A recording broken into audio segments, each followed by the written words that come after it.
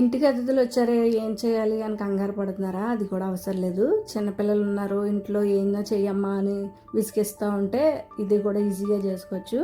అలాగే భోజనం అయిన తర్వాత కూడా చాలామందికి స్వీట్ తినే అలవాటు ఉంటుంది, అప్పుడు కూడా ఈజీగా చేసుకోవచ్చు. ఏదైనా పార్టీ అయినా ఏదైనా ఫంక్షన్ అయినా ఇంట్లో అలాంటి వాటికి కూడా ఈజీగా చేసుకునే ఈ రవ్వ కేసరి రెసిపీ అనేది తీసుకొచ్చానండి. ఇది ఇలా చేశారంటే కనుక స్వీట్ షాప్ స్టైల్లో వస్తుంది ఖచ్చితంగా, కానీ ఇది పూర్తిగా నా స్టైల్ అండి. నేను 1 కప్పు సుజీ రవ్వ తీసుకున్నాను. ఆ సుజీ రవ్వ 3 కప్పులు పాలు పోసి చక్కగా సోక్ చేసుకున్నాను అనమాట అండి. ఒక 5 నిమిషాలు పక్కన పెట్టుకోండి మూత పెట్టి. ఇలా సోక్ చేయడం వల్ల సుజీ అనేది తొందరగా ఉడుకుద్ది. తర్వాత పేస్ట్ అనేది పాల్లో వేయడం వల్ల బాగుంటుంది అనమాట. 1/2 కప్పు నేను ఖచ్చితంగా స్వచ్ఛమైన ఆవు నెయ్యి వాడానండి. 2-3 స్పూన్లు బాండీలో వేసుకొని డ్రై ఫ్రూట్స్ మీకు కావాల్సినన్ని ఏదైతే ఇష్టమో అవన్నీ కూడా యాడ్ చేసుకొని చక్కగా డ్రై ఫ్రూట్స్ని నేతిలో వేయించుకొని పక్కన పెట్టుకోండి.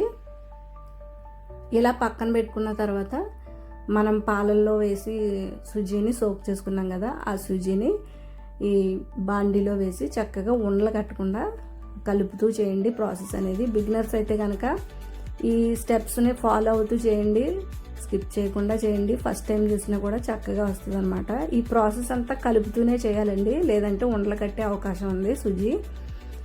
ఇలా కలుపుతూ చేయండి.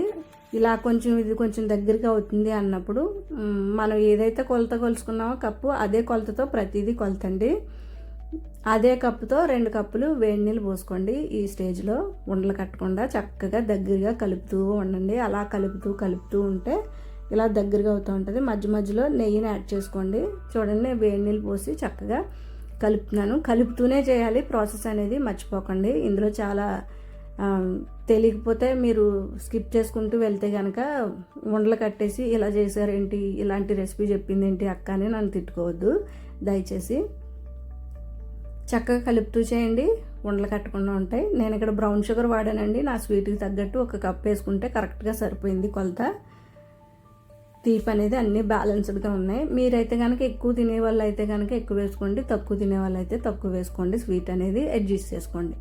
తర్వాత నేను ఇందులోనే ఆ స్వీట్ అనేది కలిసి కొంచెం చూడండి డ్రైగా ఉండేది కాస్త కొంచెం వాటరీగా అవుతుంది అనమాట. స్వీట్ అనేది యాడ్ చేసుకున్న తర్వాత ఇలా అయిన తర్వాత మనం 2-3 ఇలాచీలు దంచి ఇందులో వేసుకున్నాను అనమాట. వేసుకున్న తర్వాత నెయ్యి అనేది మధ్య మధ్యలో వేసుకుంటూ చక్కగా కలుపుకోండి. మొత్తం 1/2 కప్ అనేది కరెక్ట్గా ఈ స్వీట్ అంతటికి సరిపోద్ది. స్వీట్ కూడా పాడవకుండా 2-3 రోజులు ఉంటుందండి, ఎందుకంటే మనం నెయ్యితో చేసాం కాబట్టి. చూడండి, ఈ స్టేజ్లో నేను డ్రై ఫ్రూట్స్ వేసుకొని చక్కగా మిక్స్ చేసుకున్నాను. అంతే, స్వీట్ అనేది రెడీ అయిపోయింది. నేను గార్నిష్ కోసం ఏదైతే సర్వింగ్ బౌల్ తీసుకున్నానో ఆ సర్వింగ్ బౌల్లో వేసుకొని బాదం పప్పులు, పిస్తా పప్పులు కట్ చేసుకొని రోజ్ పెటల్స్ వేసుకొని చక్కగా కలర్ఫుల్గా గార్నిష్ చేసుకున్నాను అనమాట. ఎంతో సింపుల్గా టేస్టీగా రవ్వ కేసరి రెసిపీ అనేది హోమ్ మేడ్ స్టైల్లో రెడీ అయిపోయింది కదా. కానీ ఇది ఖచ్చితంగా హోటల్స్లో పెట్టేదానిలాగా, స్వీట్ షాప్లో దొరికేదానిలాగా ఉంటుంది. మరిన్ని వీడియోస్ కోసం మన అమ్మ సింపుల్ కుకింగ్ అండ్ వ్లాగ్స్ అనే ఛానల్ని లైక్, షేర్, సబ్స్క్రైబ్ చేయండి. Thank you for watching. Bye.